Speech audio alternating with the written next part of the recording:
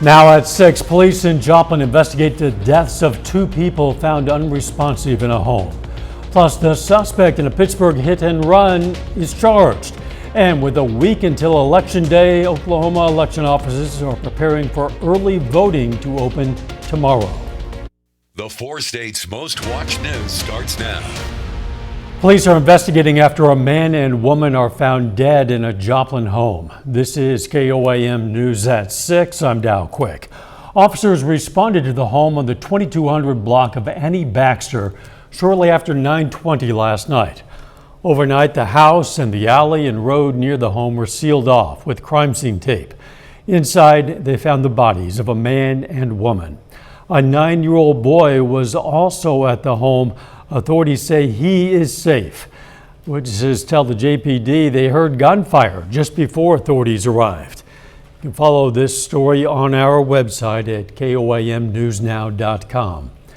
The suspect in a Pittsburgh hit and run is charged now. Authorities say last Friday, 46-year-old Brian Walrod of Cherokee was driving west on 14th Street in Pittsburgh when he hit a pedestrian, 43-year-old Melanie Ishimura of Pittsburgh. Ishimura is still listed in serious condition but is expected to recover. Yesterday, Walrod turned himself in to police. He's now charged with felony failure to stop at an accident resulting in great bodily harm. A former youth director at an Army base in central Missouri is sentenced for child sexual abuse.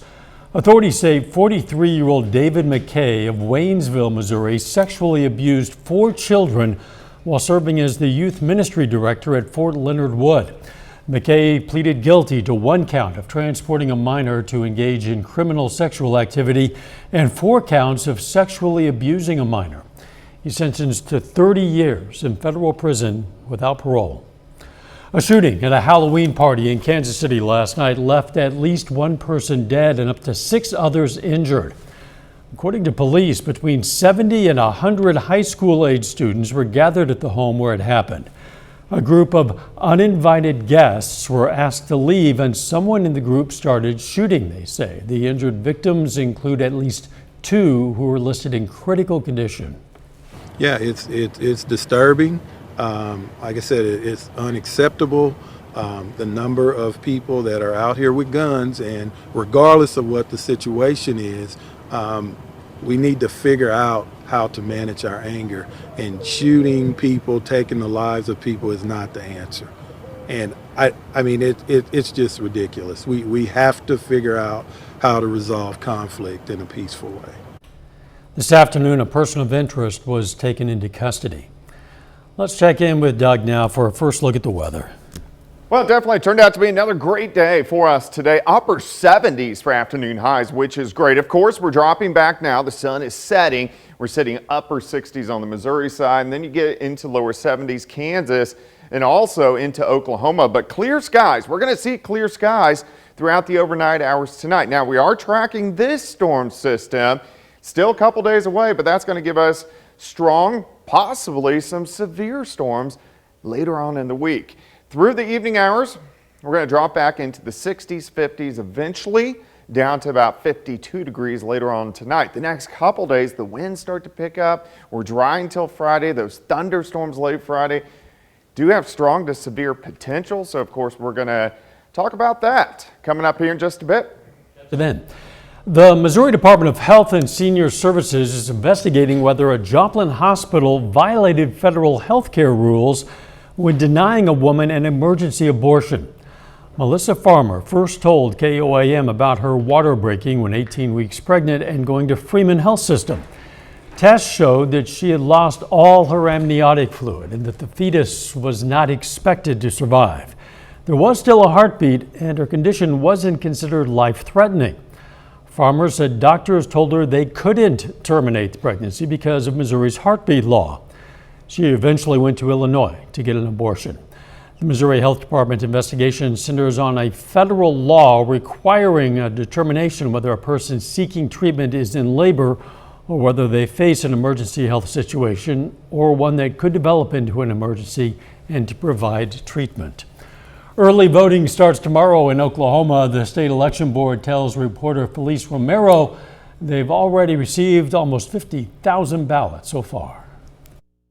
Oklahomans planning to make their voice heard in the voting booth now have 2 extra days to get it done. Early voting starts this week thanks to new legislation. It actually starts 1 day earlier on Wednesday. We also get extended hours on Saturday. People can vote from 8 a.m. to 6 p.m. Wednesday through Friday. Extended hours are from 8 a.m. to 2 p.m. on Saturday. You do have to vote in the county where you are registered to vote.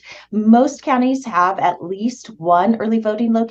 Some have an alternate or even an additional early voting location. Due to redistricting, polling places may have changed. Even if you've been voting at the same location for years, it's a really good idea to just check the portal, make sure you're voting in the right location. People can also look up their sample ballots on the voter portal. It is specific to your precinct, and so you know exactly what's on the ballot when you go in there to vote. The state election board has had more than 99,000 absentee ballots requested so far. If you do have a standard absentee ballot that has the yellow affidavit, you can hand deliver that to your county election board. It does have to be returned no later than the end of the business day, the Monday prior to the election. All mail-in ballots have to come in by 7 on election night. Early voting is already available in Kansas and Missouri. Project to replace Joplin's South Range Line Bridge is making progress. Crews have begun pouring concrete on the bridge deck. This is part of the project to build a new bridge. It'll be higher, wider, and shorter than the previous one. The new bridge will feature sidewalks on both sides of the road that the previous bridge did not have. At last report, that projected completion date is early December. Coming up, a local college prep school celebrates 4 students who received perfect scores on their ACTs. Plus, the city of St. Louis honors a teacher who was killed in last week's school shooting.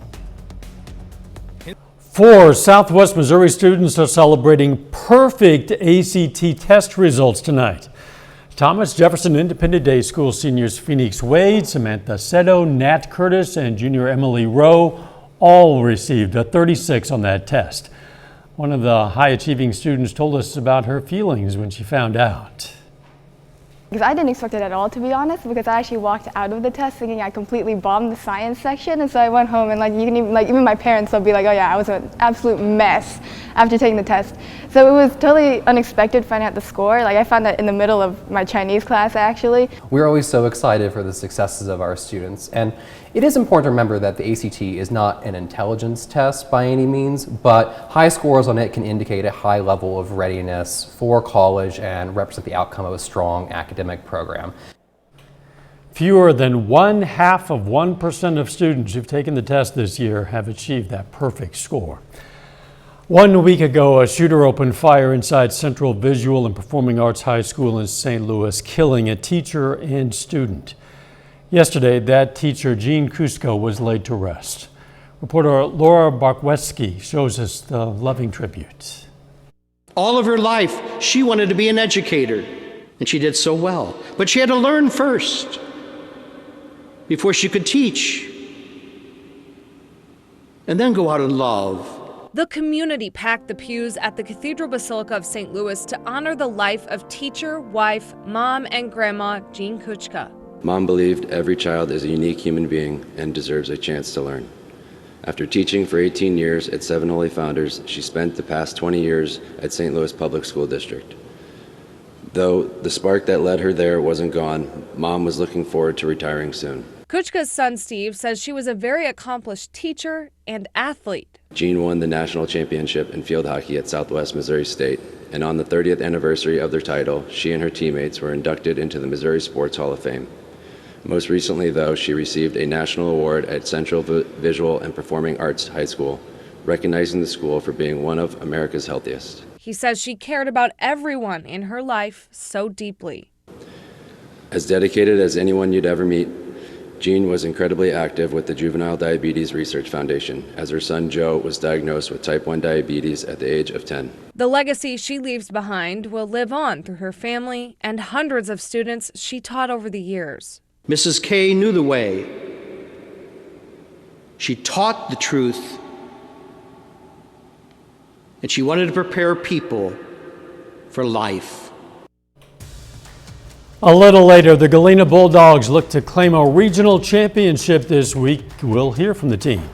Plus, we have thunderstorms back in the forecast. We're going to look at that coming up.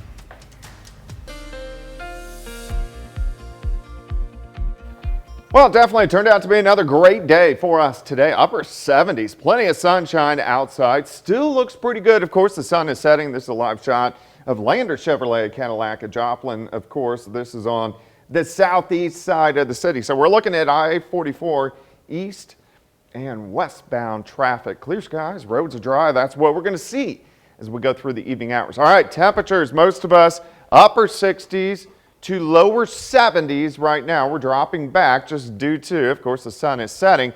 Nice shot as of right now as the sun sets, 73. We have southerly winds. They're light at about 5 to 10. Temps are going to drop back through the 50s through the overnight hours, but you can see we have clear skies throughout the overnight hours for us tonight. Still clear skies across the entire region. We do have a weak wave tracking across the southern parts of the plains. This will not affect us. Our next storm system is out here across the Pacific Northwest. That system will give us good chances for showers and thunderstorms later on in the week. The next couple days are going to be okay.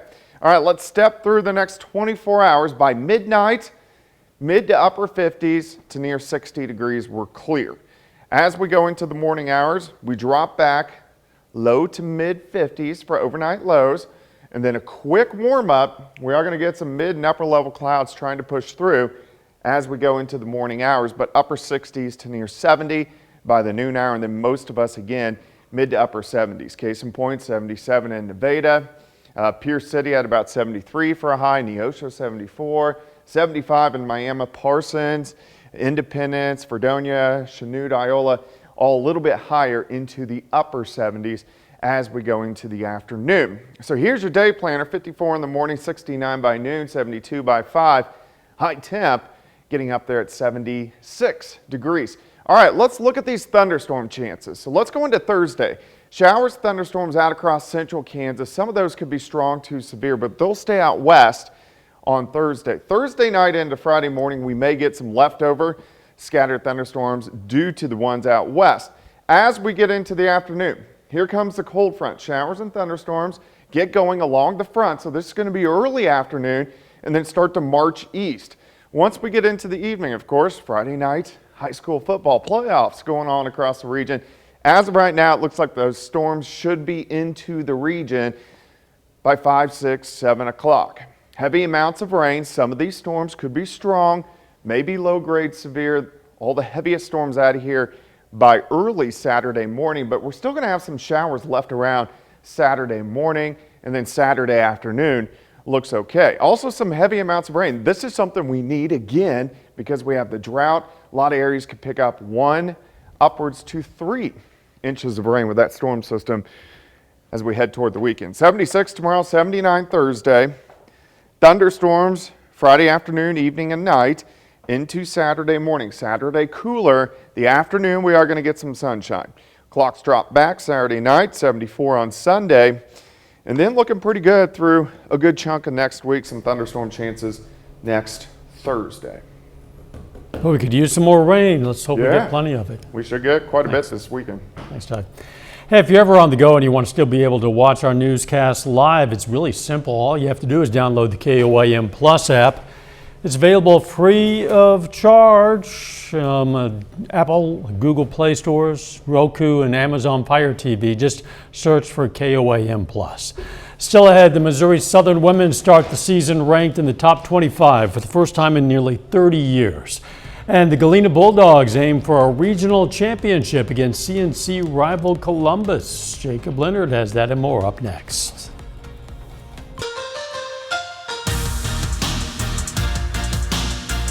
Missouri Southern women's basketball team is number 19 in the WBCA preseason poll released today. That's the first time since 1993 that the Lions have been in the preseason national poll. And tonight, Southern plays their first and only exhibition game of the season on the road against Division I Wichita State. That one has already started with the Shockers leading 16-10 late in the first quarter. Mia Topping leading the way right now for Missouri Southern with 5 points. The Galena Bulldogs have a chance to claim a regional championship this week. Galena hosts CNC rival Columbus on Thursday night for a 3A regional title. Both teams kind of on a roll right now. Galena is 7-2 and has won 6 straight. Columbus is 4-5, but they've won 3 in a row, including a 46-8 blowout win over Burlington in the playoff opener last week. The Bulldogs won this matchup by 14 in the regular season, but Galena knows this Columbus team is a much different team than the one they saw 6 weeks ago. Well, they're playing with number one with a lot of confidence, and anytime you play a team that's got confidence, they're scary. And number two, they're just going right after and playing physical. And anytime you can do that this time of year, a lot of good things can happen for you. And they can also throw it. So they're running the ball effectively, and I think it's opened up some play action for them and kept them where they're pretty doggone good. Webb City boys soccer is still alive in the district playoffs. Webb City's in the Class 3 District 6 semifinals tonight, hosting Grandview. The winner of this one moves on to play for a district championship on Thursday night. Webb City controlled the ball most of the first half. Alex Flores, nice pass here to Josh White. Now, White was close and he knew it, but it sails just high. Then Flores, free kick here for the Cardinals, struck it well, but also just a little high. Flores, though, would make up for it just a few minutes later. Calden Hood, smooth move here, passes it ahead to a streaking Flores. He pokes it to the back of the net. Webb City has the first goal of the night. This one actually still going to Webb City, but the Cards lead 2-0 in the second half. Finally, important Game 3 tonight in the Major League Baseball World Series. Philadelphia Phillies host the Houston Astros this evening. The series is tied up at 1 game apiece coming into this one. First pitch shortly after 7 o'clock. You can watch it on our sister station, Fox 14. So we do have some playoff games that are scheduled to be Friday that have been moved up to Thursday. That Columbus-Galena one, despite what the CG said, because I haven't changed those yet because it just got moved, they will play that one on Thursday. Fans don't want to have to watch in the rain, and our sports team would rather not have to shoot the video in the rain. No, I'd rather play on a different day. Yeah. We'll be right back. Time now to honor a local veteran. Joe Helms Jr. served in the U.S. Marine Corps in 1990 and 91. The Dennis, Kansas native was stationed overseas during Desert Storm. And we're proud to salute Joe Helms Jr., a four-state hero. Here's a look at what's coming up on KOAM News on Fox 14. After the World Series, the man accused of attacking Paul Pelosi appears in court for the first time. Also, we're going to hear about Halloween violence that stretched across the country, leaving more than 20 people injured. And new artificial intelligence is helping to detect water leaks inside buildings. Those stories, a lot more, tonight, KOAM News at 9 on Fox 14. Scientists have discovered a massive, quote, planet killer asteroid orbiting near Earth, lit up by the brilliance of the sun. Astronomers said they spotted an asteroid that's more than a mile wide that had been lurking undetected within the glare of the sun. As one scientist put it, if an asteroid that big hit Earth, quote, it would be a mass extinction event like hasn't been seen on Earth in millions of years, but they say, that won't happen, couldn't happen, wouldn't happen for centuries. But that does answer the question of NASA a couple months ago.